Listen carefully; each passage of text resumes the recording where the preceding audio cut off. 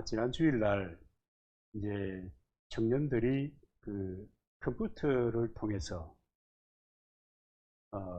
성경 묵상, 성경을 기록하고 토론하는 그런 프로그램에서 이제 질의응답하는 그런 시간을 가졌습니다. 그런데 그 중에 하나가 뭐냐면 율법과 복음에 관한 문제입니다. 저는 청년들이 이 문제에 대해서 이미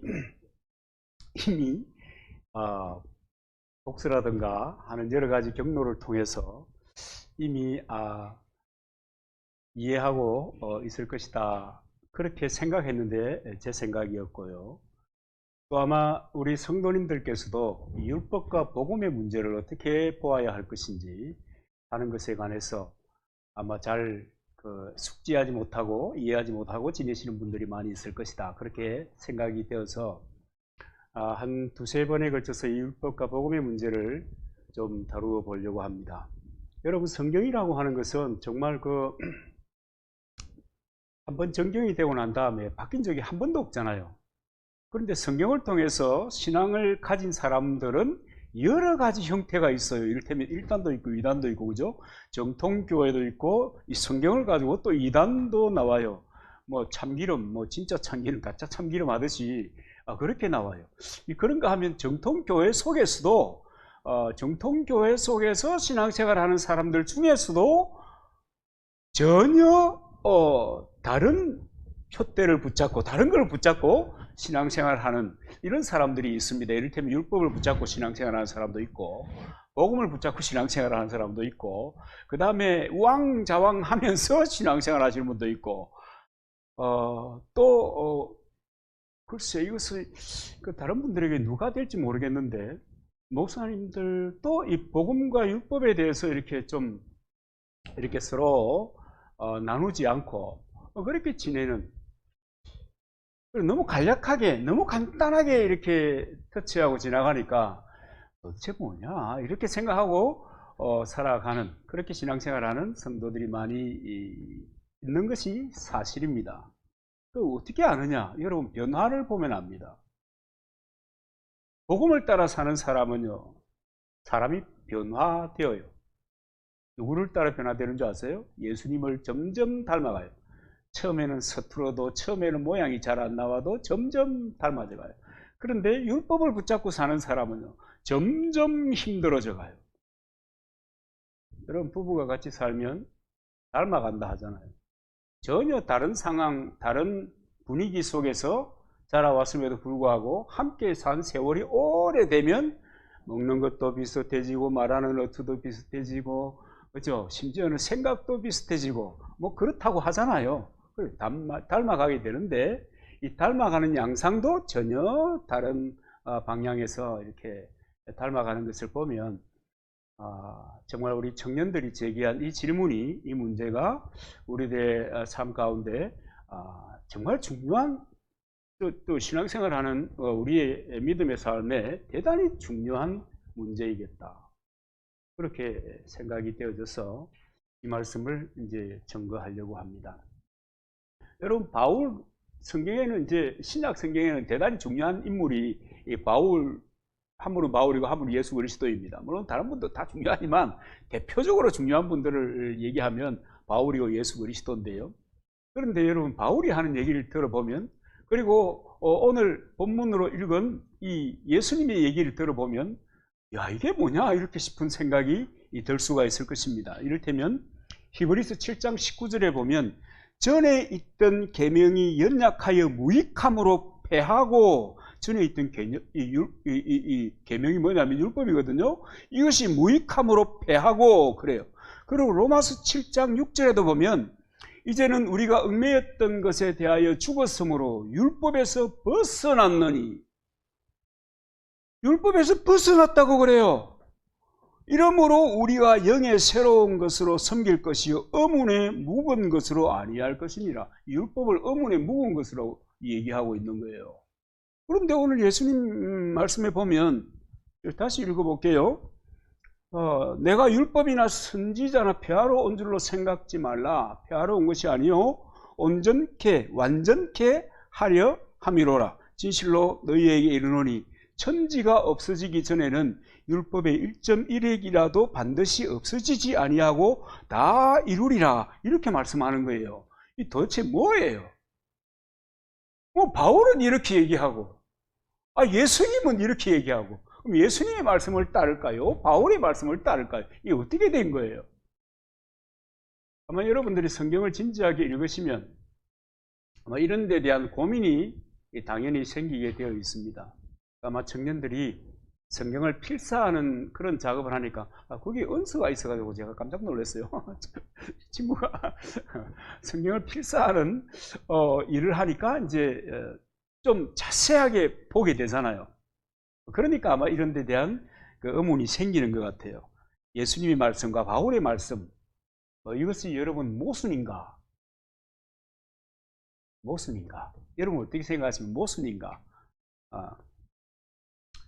그래서 오늘부터 이제 율법과 복음이라고 하는 주제로 이제 말씀을 드리게 되는 것입니다. 먼저 율법이라고 하는 것은 이제 복음과 관련해서 율법을 얘기할 때는 율법은 그림자입니다. 복음의 그림자입니다. 그렇기 때문에 하나님의 말씀을 어떤 개념으로 대하는가 하면 선악의 개념으로 대하는 거예요. 율법을 우리 구약 성경 읽어보면 늘 그렇잖아요. 이렇게 하면 한 대 쥐어받고 이렇게 하면 복을 주시고, 그죠? 선악의 개념으로 이제 대하는 겁니다. 그래서 중요한 것이 뭐냐면 자신의 행함입니다.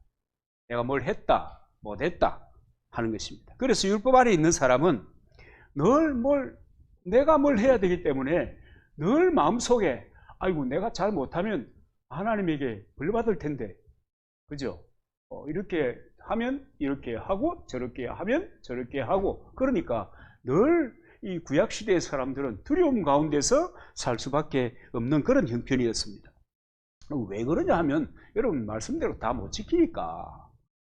하나님께서 말씀하시는 대로 다 지키면 할렐루야 할 텐데 다 못 지키니까 늘 두려움이 있는 것입니다. 그래서 로마서 8장 15절에 보면 무수하는 종의 영을 받은 자로 율법 아래 있는 사람들을 이야기하고 있습니다. 무수하는 종의 영. 이 율법 아래 있으면은 늘 두려울 수밖에 없어요. 아이고 오늘도 잘못 살았네. 아이고 오늘도 실수했네. 아이고 오늘도 넘어졌네. 주여 용서해 주시옵소서. 이 망할 놈이 또 그랬네요. 그러면서 이제 사는 것입니다. 그럼 복음은 무언가? 율법과 관련해서 보면 복음은 율법의 실체입니다. 복음은 율법의 실체입니다.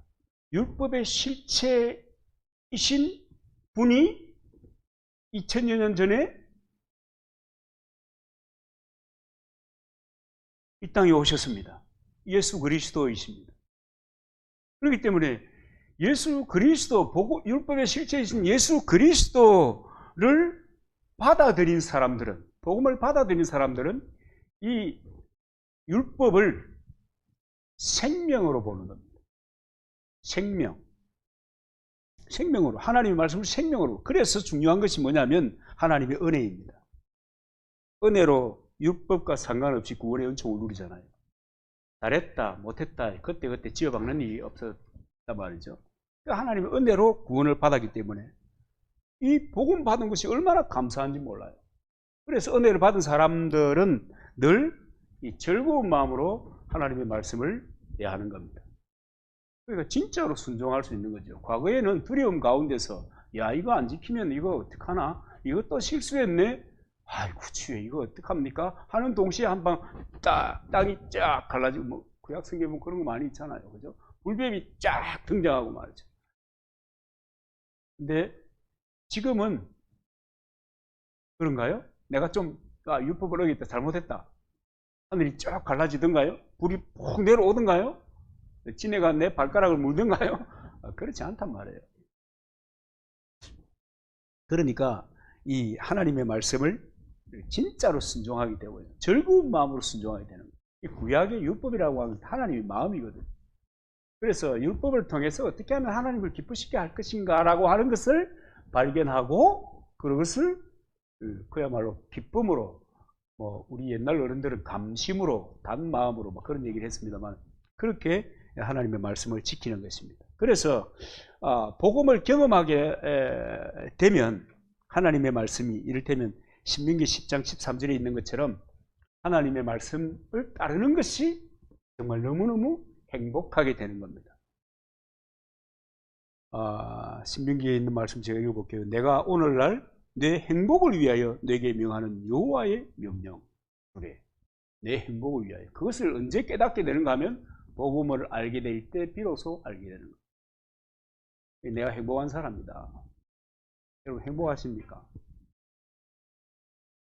제가 저 틈만 나면 여러분 행복할 만큼만 일하세요 그러잖아요. 행복이 그렇게 중요한 겁니다. 복음 안에서 주의 말씀을 읽으면 이게 늘 감동입니다. 감동. 제가 여러분 변기에 빠뜨린 성경 얘기를 하던가요? 너무 감동이 되니까.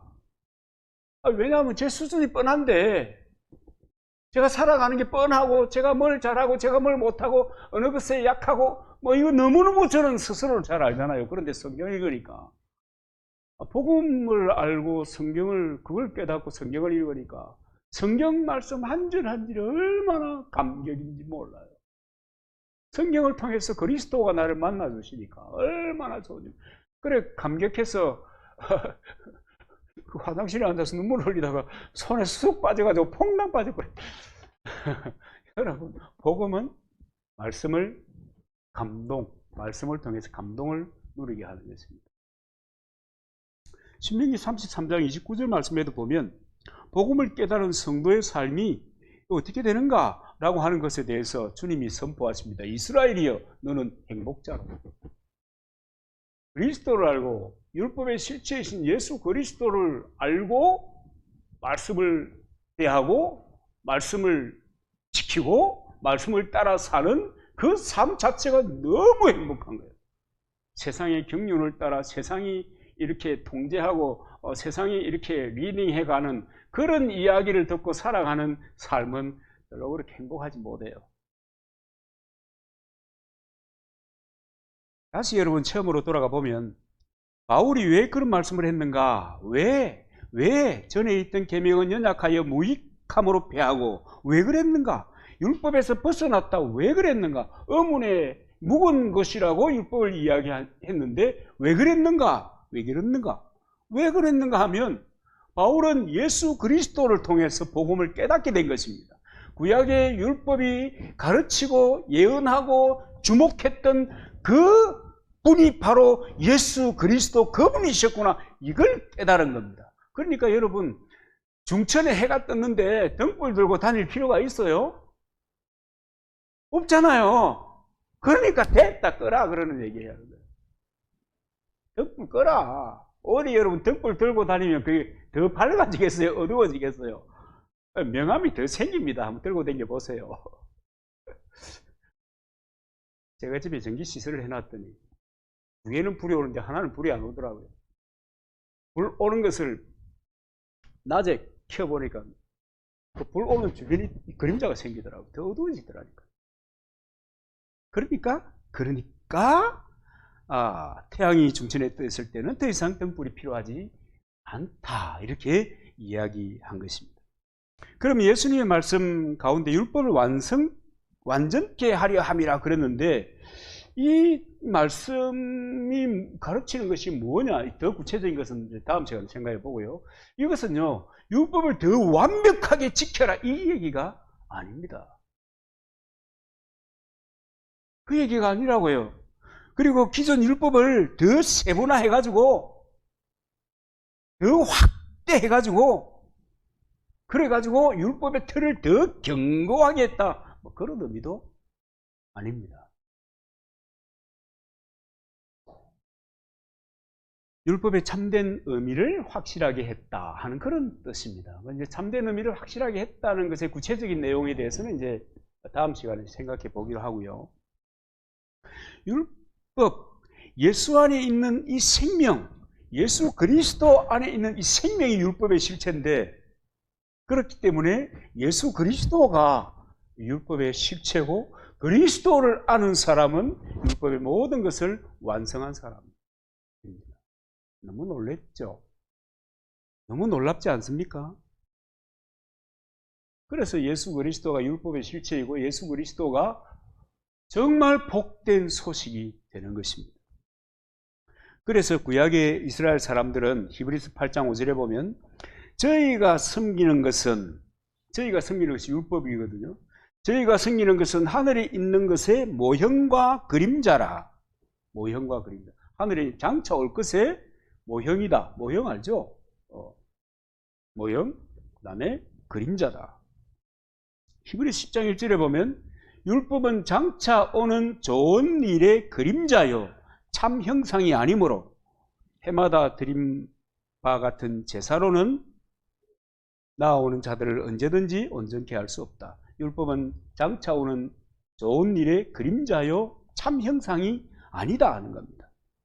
그래서 구약시대에는 이 율법, 이 그림자를 붙잡고 신앙생활을 하면서 율법의 실체인 구세주가, 율법의 실체인 예수 그리스도가 오시기를 대방하면서 그렇게 신앙생활을 한 겁니다. 율법을 붙잡고 사는 거예요.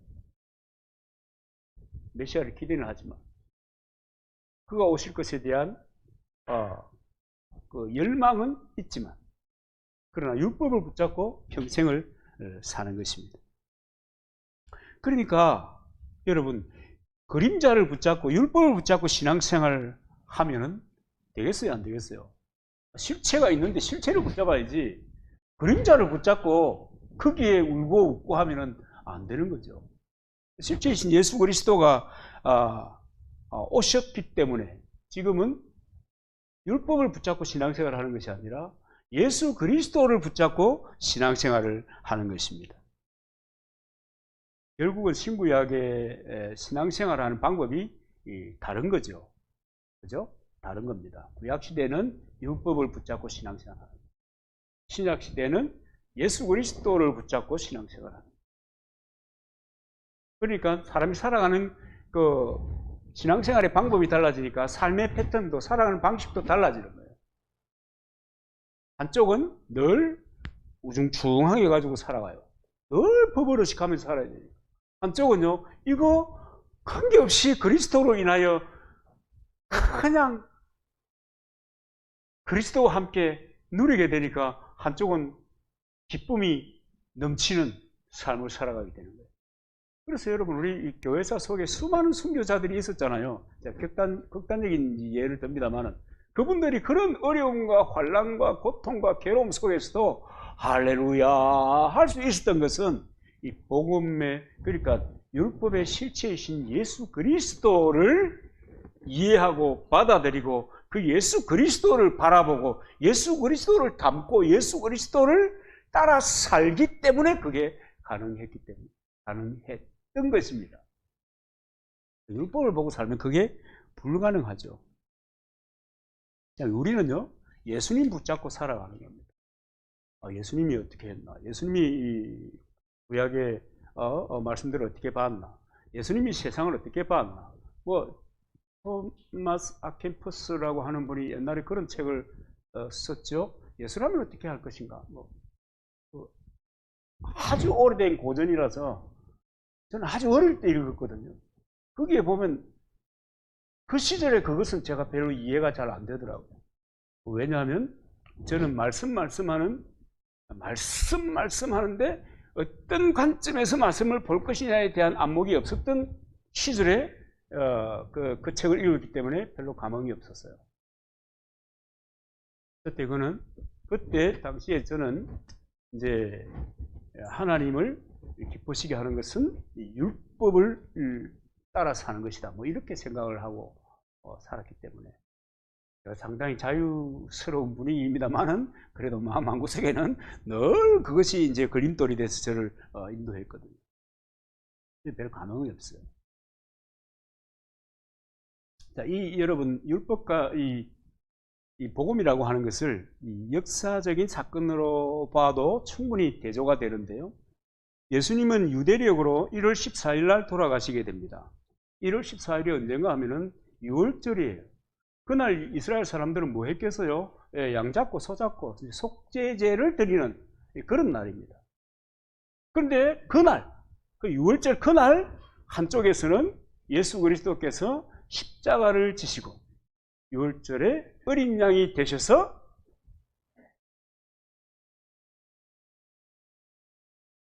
돌아가셨습니다. 그렇기 때문에 구약의 성도들은 그림자를 붙잡고 평생을 사는 거예요.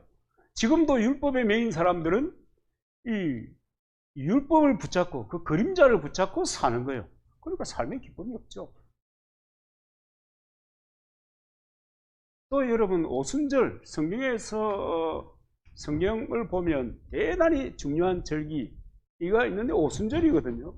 오순절, 구약의 오순절은 왜 중요하냐면은 구약의 오순절 날에 모세가 시내산에 뭘 받으러 올라가요? 십계명을 받으러 올라가요. 그래서 이스라엘 사람들은요, 모세가 시내산에 올라가서 십계명을 받은 그 날을 건국 기념일로 지켜요. 그만큼 중요해요. 그 율법의 시작이니까. 중요합니다. 그런데 신약에서는 이 오순절 날 어떤 일이 일어나요? 성령이 임하게 되는 거예요. 성령이 임하게 돼서 뭐가 생겨나요? 교회가 생겨난 거예요. 예수 믿는 그리스도의 공동체에 교회가 생겨나게 돼요. 대조가 되죠? 만약에 그리스도가 오시지 않았으면, 여러분, 사람은요, 제 안에 살게 되어 있어요. 이 육체를 가지고 이 본능이라고 하는 것이 움직이는 동안에는 죄의 안에 살게 되어 있는 거예요. 실수하게 되어 있고요. 넘어지게 되어 있고요.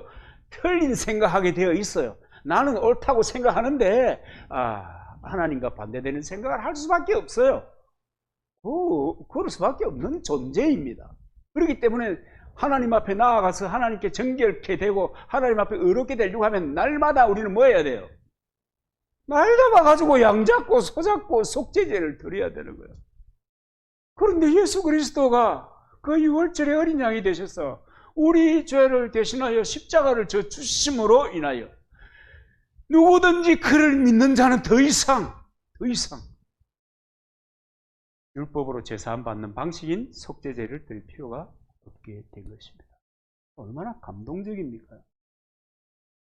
안 그러면 용서받지 못하는 거예요.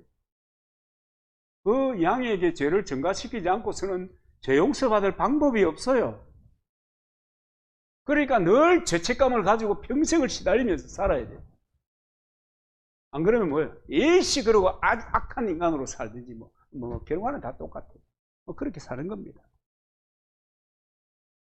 구약의 표준은 율법이었지만은 신약의 표준은 예수 그리스도입니다. 그러니까 예수님을 본받는 삶이 오늘을 사는 사람들의 삶의 모습이어야 합니다. 예수님을 본받는 삶, 예수님을 따라 사는 삶. 여러분, 성경을 보면서 예수님이 어떻게 행동하시고 어떻게 사시고 또 성경을 보면서 예수님을 볼 수 있는 안목이 열릴 수 있게 되기를 주의 이름으로 축원합니다. 보아야 삽니다. 보아야 살아요. 그래야 닮아요. 그래야 따라갈 수 있어요. 그래야 그리스도 안에서의 그 더 풍성함이라고 하는 것이 무엇인지 깨닫게 되고요. 누리게 돼요. 설교자가 설교 한번 하면 사람들이 다 그렇게 되면 얼마나 좋겠습니까? 그죠? 성령께서 역사해 주시는 줄로 믿습니다. 그러니까 신약의 성도들은 어떤 마음으로 살아야 되는가? 빌립보서에 이렇게 얘기합니다. 빌립보서 2장 5절 너희 안에 이 마음을 품으라 고 그리스도 예수의 마음이니 율법의 마음을 품고 율법을 품고 살아가는 것이 아니라 신약의 성도들은 예수 그리스도 율법의 실체이신 예수 그리스도가 오신 그 이후에는 그리스도의 마음을 품고 살아야 된다는 거예요. 여러분, 그리스도의 마음을 품고 살아가야 할 사람들이 신약에 구원받은 그리스도인이요. 저와 여러분이라. 거듭난 사람들은 그리스도의 마음을 가지고 사는 거예요. 성경을 볼 때 그리스도를 보는 거예요. 성경을 볼 때 그리스도를 만나는 거예요. 그래서 여러분 하나님을 만나세요. 도대체 하나님이 성경을 통해서 만나는 그리스도가 보인다. 하나님 만나는. 다시 그림자 얘기를 좀 더 하면요. 골로새서 2장 16절 17절을 여러분 읽을 때 대단히 중요한 말씀입니다. 잊어버려도 돼요. 그래야 또 다음에 제가 해요. 골로새서 2장 16절 17절. 그러므로 먹고 마시는 것과 절기나 월삭, 안식일을 인하여 누구든지 편론하지 못하게 하라. 이것들은 장래일의 그림자이나 몸은 그리스도의 것이니라. 그림자하고 실체는 예수 그리스도다. 뭐도요? 먹고 마시는 것. 먹고 마시는 것의 실체가 뭐냐면 너희는 먹든지 마시든지 무엇을 하든지 하나님의 영광을 위하여 하라. 이것이 실체입니다. 그 먹는 이유에 우리가 여러분 먹고 살잖아요. 왜 먹고 사냐? 왜 삼시세끼를 아침 안 드시나요? 하루에 2끼를? 어쨌든 왜 먹고 사냐? 하나님의 영광을 위해서 산다.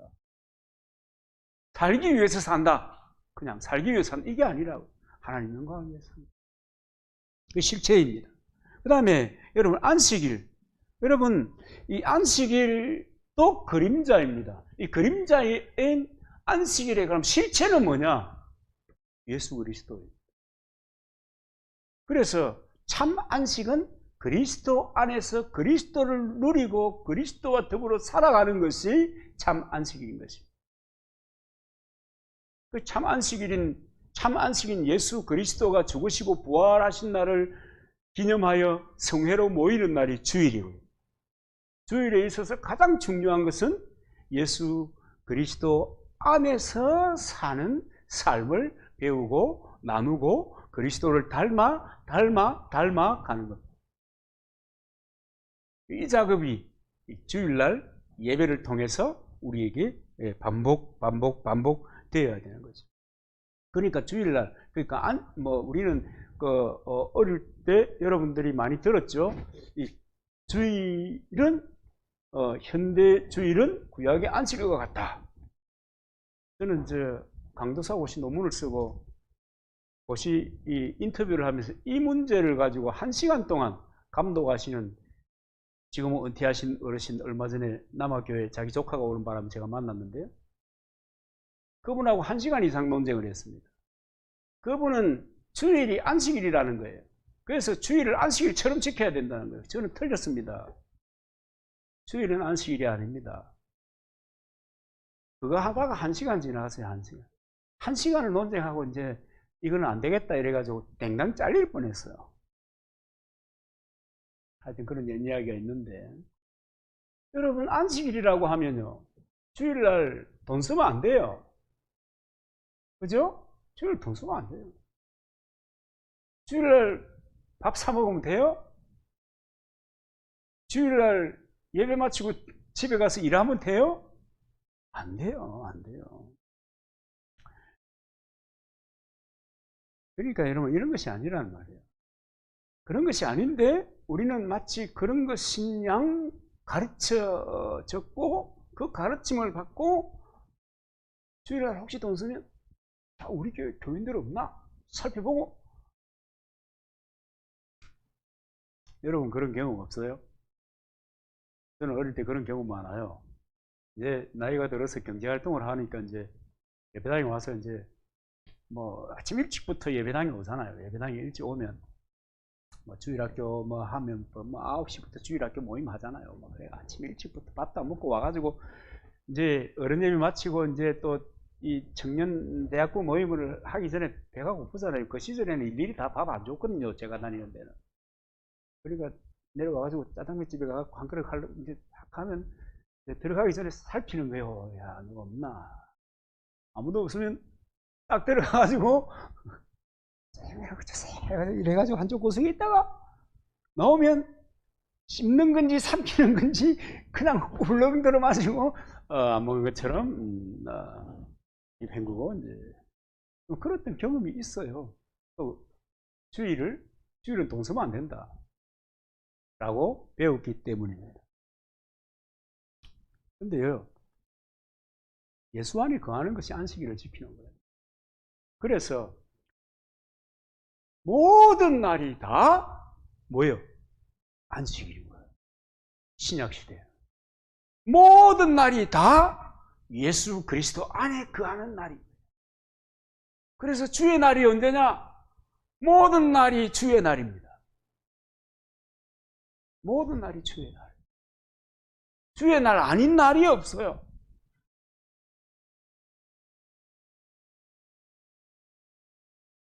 그러면 이제 율법의 모든 것이고 구약의 선민 공동체를 존속시켰던 신윤리와 인간윤리의 전부라고 할 수 있는 십계명은 뭐냐? 십계명은 뭐냐? 십계명은 실체냐? 아니요. 십계명도 그림자예요. 십계명의 실체도 사실은 예수 그리스도입니다. 그 안에서 다 해결되는 겁니다. 그런데 이제 대부분의 많은 현아 기독교인들도, 요새 기독교인들도 십계명을 지키고 사는 것이 큰 자부심입니다. 그래서 이 사람들에게, 성도들에게 죄를 물을 때 십계명을 등장시켜서 죄를 묻잖아요. 야, 너 왜 주일 안 지켰어? 이리 와.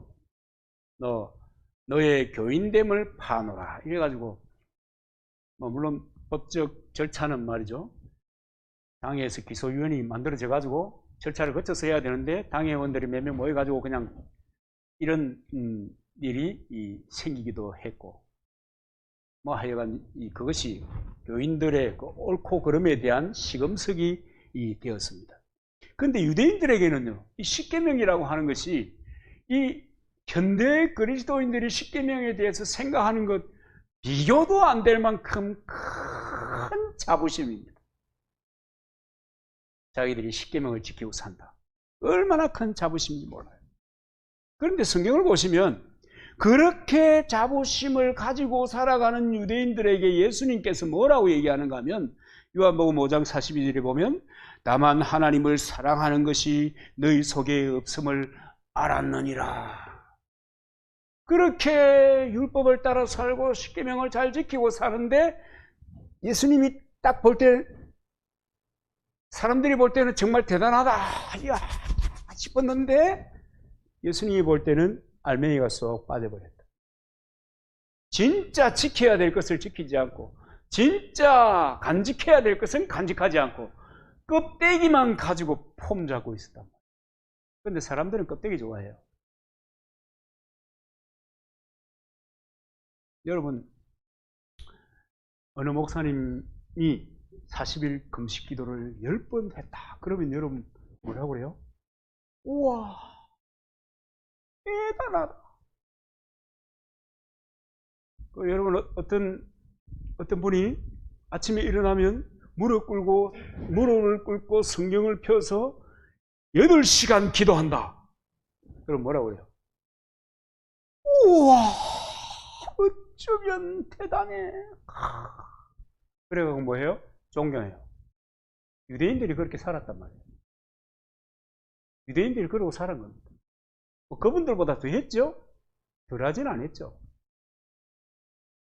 그런데 예수님 뭐라고 그래요? 야. 하나님 사랑하는 것이 너희 속에 없음을 내가 봤다.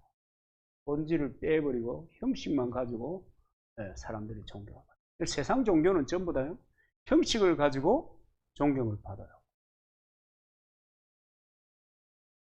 모든 사람들이 초종교적으로 존경에 맞지 않았던 성철 스님께서 3년 동안 장자불과 누워서 한 번도 잔 적이 없다. 저는 그 얘기를 듣고 인간이 어떻게 그럴 수 있나 싶었어요. 여러분, 제가 한 번은 책상에서 밤늦도록 책을 읽다가 그냥 잤어요. 그냥 잠이 드는 거예요. 근데 어떤 상황이 발생했는가 하면 책상에서 이렇게 책을 읽다가 이제 잤는데 나중에 보니까 해 넘어가가지고 의자는 뒤집어져 있고 저는 그 옆에 자더라고요. 근데 3년을 갔다가 누워서 잠들지 않았다. 대단하잖아요. 그런 것을 사람들이 존경해요. 왜? 내가 못하니까. 세상 모든 종교에는 율법주의, 그 형식은, 그 표현은 다르지만 그것들을 통해서 사람들을 통제하는 거예요. 더 자기를 절제하고 더 자기를 압박하고 살아가는 사람을 존경하는 거예요. 그렇잖아요? 성자가 된 청소부라는 책에도 보면, 그것도 제법 오래된 책이네. 거기도 보면 청소부가 어느 날 일하다가 그냥 법당에 들어가서 앉아 있었던 거예요. 앉아 있다가 돌다가 앉아 있다가 돌다가 앉아 있는데 지나가다가 사람이 보는 거예요. 아니, 저 사람이 알고 보니까 와, 대단하네. 성자였구나. 그 성자가 된 청소부예요. 병원에서 들어가서 이렇게 앉아 있다가 사람들이 보니까 늘 그렇게 가 있는가 보다 이래가지고. 사람들은 그런 걸 좋아하고 그런 것을 존경해. 실수하는 꼴을 못 봐요, 그런 사람들이. 우리도 그러잖아요. 잘하는 것은 별 칭찬 안 하는데 못하면 뭐라고요? 바로 들어오잖아요. 너 왜 그랬어? 우리 속에 그런 것들이 기본적으로 다 있습니다. 우리 모든 사람들이 현대 그리스도인이라고 자부하는 많은 사람들도 아마 율법의 10계명에 대한 자부심이 많을 겁니다. 그리고 10계명의 실체가 뭐냐 그러면 예수 그리스도, 즉 사랑이다 그 말입니다. 마태복음 22장 37절 40절입니다. 예수께서 가라사대 내 마음을 다하고 목숨을 다하고 뜻을 다하여 주 너의 하나님을 사랑하라 하셨으니 이것이 크고 첫째 되는 계명이요 둘째는 그와 같으니 내 이웃을 내 몸과 같이 사랑하라 하셨으니 이 두 계명이 온 율법과 선지자의 강령이니라. 10계명을 지키고 그렇게 대단한 자부심을 가지고 율법을 생명처럼 받들고 살았던 그 유대인이 마침내 무슨 짓을 했습니까? 무슨 사고를 쳤습니까? 10계명이 정말 하고자 하는 이야기를 보지 못하고 알지 못했기 때문에, 그렇기 때문에 예수 그리스도를 십자가에 못 박는데 그 계명을 사용하는 겁니다. 지금도요, 별 다르지 않아요. 이 율법이라고 하는 이 하나님의 말씀이 결국은 그리스도를 통하여 뭐요? 사랑하라. 그리스도 안에서 엔조이하는 거, 즐기는 거요. 그리스도 안에서 하나님의 은혜를 즐기고 살아가는 거예요. 결국은 그게 사랑하는 거거든요. 그런데 그것을 생각하지 못하니까 율법 아래 있는 사람들이 예수 그리스도를 그렇게 한 것처럼 오늘 이 시대에도 복음 아래 산다고 예수 그리스도를 말하는 많은 공동체들이 서로 비판하고 정죄하고 하는 일에 익숙해요. 그게 익숙해요. 자기가 좀 말씀을 따라서 오늘은 좀 성례했네 싶으면 뭐해요? 금방 잘난 척해요. 나 오늘 뿌듯하다. 그 율법 아래 사는 것이 굉장히 그래요. 비판적이 되고요. 또 어떨 때는 패배의식에 젖어서 살아요. 좀 내가 율법을 참 한두 가지 은 게 아니네 라고 하는 생각이 딱 들면 그때부터 깨어내는 거예요. 침몰해가지고 일어나지 못. 결국은 여러분, 그림자만 붙잡고 살아가면, 그림자의 율법만 붙잡고 살아가면 누가 더 잘 보여요? 내 안에 있는 들보는 잘 안 보이고 남의 눈에 있는 티가 잘 보이는 거예요. 율법을 가지고 살는 거예요. 복음을 가지고 살면요, 이렇게 하고 말아요. 그래, 그럴 수 있다. 그 우리가 연약하니까 그리스도가 오셨지. 그러니까 성령을 우리에게 부어주셨지. 걱정하지 마라. 주께서 너를 안아 주신다.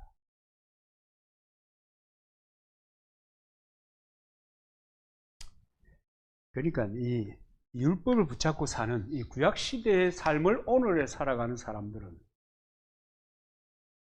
이 성경이 주는, 믿음이 주는 행복과 기쁨을 맛보지 못하고 살아가요. 여러분, 내가 좀 잘해서 공로의식을 좀 가졌다. 그 다음 순간에 좀 잘못하면 패배의식을 가지고. 그러면 내가 공로의식을 가질 때 비난했는데 그 사람은 또 여러분 가만히 있겠습니까? 저기 옛날에는 내가 저럴 때 저기 비난하더라. 또 비난하고. 그러니까 결국은 뭐가 돼요? 예, 콩가루가 되는 거예요. 콩가루. 여러분의 가정에도 율법적인 사고방식이 딱 있는 분이 만약에 전부이면 늘 날마다 쌍망 전쟁을 할 것이요. 그런 분이 한 분 계시면 그분은 늘 우리에게 지적질을 할 것입니다. 너 말이야, 너 말이야, 너 말이야. 교회도 마찬가지입니다. 왜 콩가루가 되는지 아세요? 결국은 이겁니다. 복음을 이해하게 될 때 비로소 섬기는 것이 가장 행복한 것이라는 것을 알게 됩니다. 왜냐? 그리스도를 닮아가기 때문에.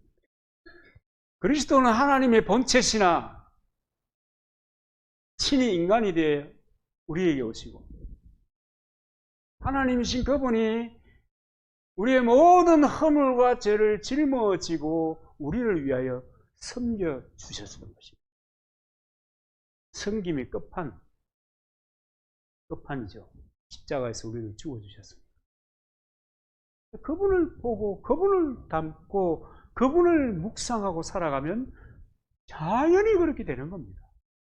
당연히. 제가 어릴 때는 지금 우리는 새벽 미팅 안 하잖아요. 그죠? 새벽 미팅 안 해요. 수요일 날도 요새는 지난주에는 보니까 그래가지고 제가 잠깐 정신줄을 놓고 쉬었어요. 싶어가지고. 근데 수요일 빠지면 큰일 나잖아요. 주일 예배 기도, 대표 기도 할 분이 주일날 새벽 기도 안 나왔다 대표 기도 할 수 있었어요? 없었어요? 없었어요. 어떻게 주일날 새벽 기도 빠지고 어떻게 주일날 예배를 위해서 대표 기도를 드린단 말이냐. 금방 주보에 올려놨다가 목사님 새벽 모임 새벽에 딱 와서 기도 할 사람이 안 왔네. 맞아. 다른 사람 그런 일들이 있었습니다.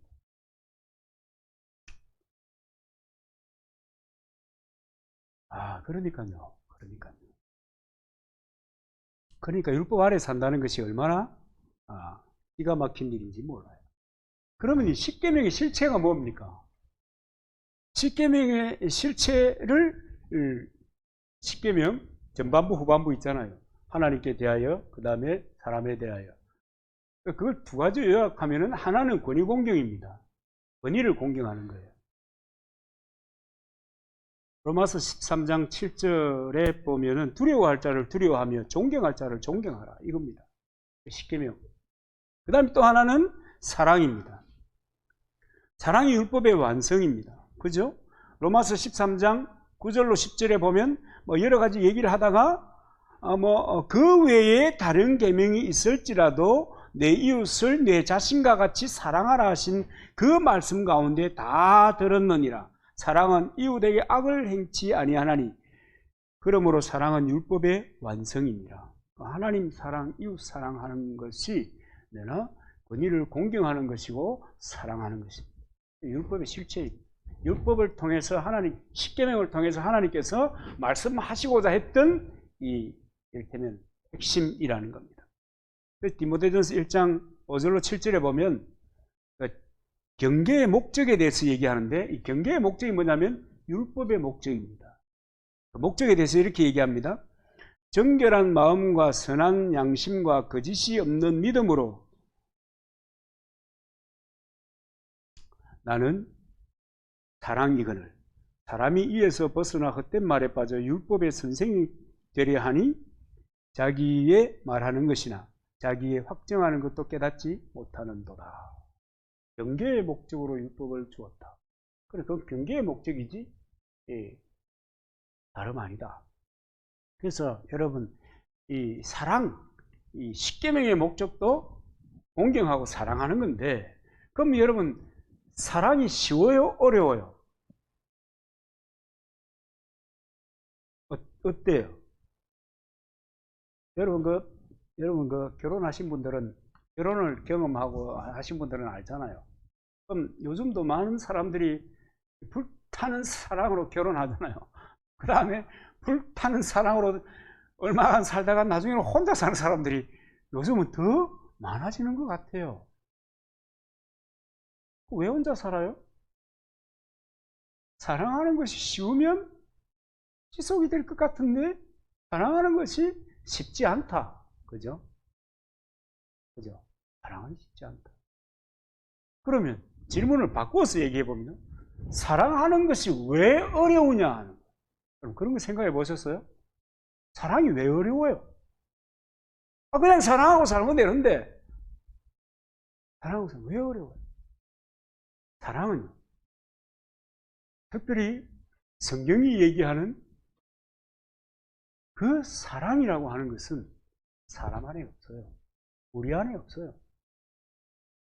우리 안에 없기 때문에 사랑을 하려고 몸부림쳐도 사랑 못하는 거예요. 오래 가지 못해요. 사랑 어디 있어요? 그리스도 안에 사랑이에요. 그리스도의 생명싸개 안에 사랑이 있는 거예요. 그래서 예수 그리스도가 복음이에요. 그를 통하여 우리는 사랑을 배워요. 이 그리스도를 통해서 그리스도의 복음을 받아들이면, 예수를 믿으면 예수를 통해서 그리스도 안에 있던 그 사랑이 우리에게 이식이 되는 거예요. 작은 씨앗으로 이식이 되는 거예요. 그 사랑이 이식되어서 이렇게 살다가 성령께서 내게 임하심으로 예수를 경험하게 됩니다. 성경을 통해서 예수 그리스도를 바라보고 예수 그리스도를 묵상하고 예수 그리스도를 따라 사는 삶에 이르게 되면, 다른 표현해 볼게요. 성령께서 내게 임하셔서 하나님의 말씀을 깨닫게 해주시면, 성령을 체험하게 되면 이 이식받은 사랑이 폭발하는 거예요. 그래서 그리스도의 사랑을 가지고 세상을 살아가고 삶의 문제를 이겨내고 모든 고통과 괴로움 속에서도 기쁨으로 예수 그리스도를 이야기할 수 있는 것입니다. 우리 안에 없어요, 사랑. 예수 그리스도 안에 있어요. 그래서 하나님을 경험함으로 해서 폭발한 이 사랑의 그 법이 율법의 완성인 사랑입니다. 원래는 우리 안에 없어요. 그러니까 억지로 해보려고 애쓰면 애쓸수록 힘들어요. 그죠? 애쓰면 애쓸수록 뭐만 느껴요? 좌절만 하게 되는 거야. 안 되는구나, 안 되는구나.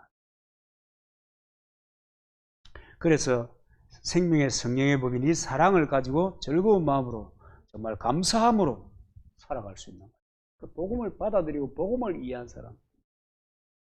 죽어야 된다, 자아가 죽어야 된다, 자아가 100년 자아가 죽어야 된다고 씨부리 보세요. 안 돼요. 그리스도의 복음이 이해되면 자연적으로 해결되는 거예요.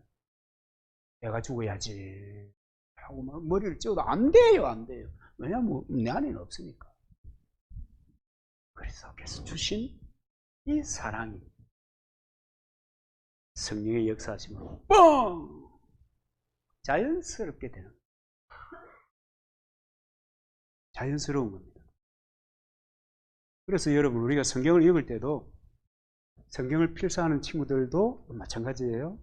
신앙생활 하는 것도 뭐 이를테면 뭐 한 달에 3번씩 혹시 금식하시는 분이 계십니까? 네, 금식할 때도 예수 그리스도를 묵상하고 예수 그리스도를 발견하기 위하여 애를 쓰고 그리스도가 어떻게 삶을 살았는가 하는 것을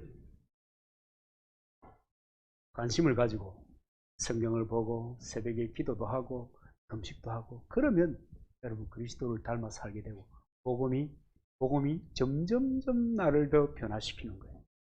근데 만약에 내가 뭐 하루에 저인데 늘 문자 오시는 그 형님이 또 들을 텐데, 그 형님도 뭐 복음을 충분히 뭐 이해하고 계시리라 그렇게 생각하는데, 성경 뭐 요번에는 신약 한번 뭐 몇 주 만에 읽었다 뭐 은퇴하신 형님이거든요. 야, 뭐 요번에는 성경을 읽는데 뭐 소리 내어서 마음으로 묵상하고 뭐 그렇게 읽었다 문자를 보내요. 아유, 대단하십니다. 박수하는 이모티콘 보내주고 뭐 그러는데, 그분은 그리스도를 아니까 그리스도의 그 감격 가운데서 그러는 거예요. 그런데 그런 감격이 없이 내가 읽었다, 내가 기도했다, 내가 금식했다 이렇게 되면 어떻게 돼요? 그리스도를 닮지 않는 기적이 일어나는 거예요. 여러분, 기도 많이 하는 사람들이 이상한 사람들이 많아요. 제가 어릴 때 경험 좀 반복해 볼게요. 저는 중고등부 때부터 재직회 참석했거든요. 왜냐하면 허드렛 일 할 사람이 있잖아요. 그죠? 허드렛 일 하기 위해서. 재직회 너무 길어지면 빨리 끝내라고 짠. 이제 우리 커서는 청년회 부흥회 때는 주로 그런 게 있는데요. 뭐 그런 것을 비롯해서 허드렛 일 하기 위해서 좀 기도 많이 한다 하는 사람들이 왜 재직회 하는데 그렇게 험하게 표현하는지 몰라요. 좀 신기했어요. 우리가 왜 저럴까? 이제는 알아요. 아, 저 어른이 율법 아래 사는 사람이구나. 율법 아래 사는 사람. 안 됐다. 그런 세월을, 믿음의 세월을 신앙생활 한다고 교회에 발도장 찍은 세월이 얼만데 아직도 저렇게 사는 거예요. 하고 생각해 보니까 이 뭐 가르쳐 주는 사람도 없고 질문 안 하니까 또 관심도 별로 안 가지고 뭐 그랬던 거예요. 여러분, 뭐 새벽 기도를 하든 큐티를 하든 성경을 읽든 뭘 하든지 간에 예수 그리스도를 닮기 위해서, 예수 그리스도를 더 알기 위해서, 예수 그리스도를 따라 살기 위해서 그런 성경 읽고 필사하고 예배 드리고 기도하고 해야 되는 거죠.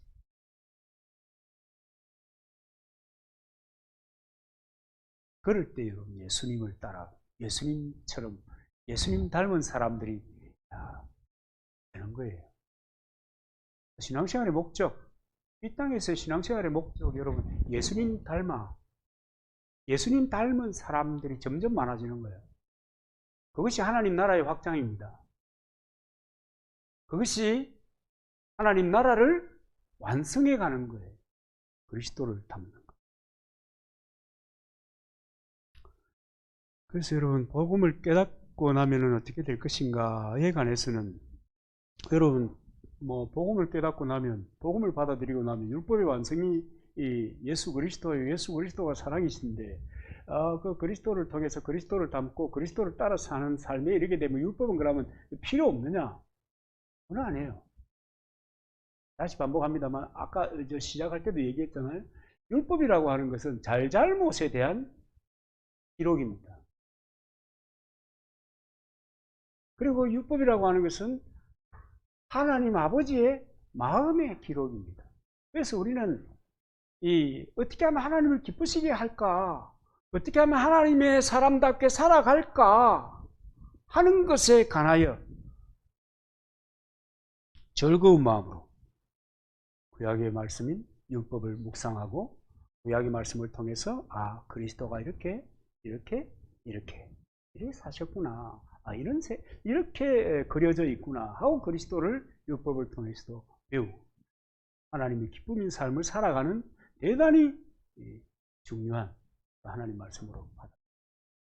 관점이 다르잖아요. 구약시대의 사람들은 율법을 붙잡고 산 사람들은 그죠? 마지못해서 하는 거예요. 안 하면 안 되니까. 기준에 도달하지 않으면 살라니까 혼나니까 마지못해. 신약시대에 그리스도를 통하여 그리스도를 닮아가는 사람들, 복음을 받은 사람들은 기쁜 마음으로 율법을 엔조이하는 즐거워 하나님의 백성이 살아가는 삶의 방식입니다. 그러니까 관점이 영 다르죠. 그래서 여러분 우리가요 예수 믿는다는 것이요 얼마나 놀라운 축복인지 몰라요. 경제적인 아마 도움으로 해도 대단할 거예요. 요새 속값이 굉장히 좋다고. 제가 그 꽃 온실을 조그만한 걸 한 개 만들었는데 그 집 사람이 소 키울 때 파이프 팔던 사람이거든요. 목사님 요새 소 키워요? 아니 18년도부터 법이 바뀌어서 목사가 어떻게 특정법을 어겨가면서 그걸 계속 하겠노? 그래 치웠어. 그러니까 에이 참네. 지금 속값이 얼마나 좋은데.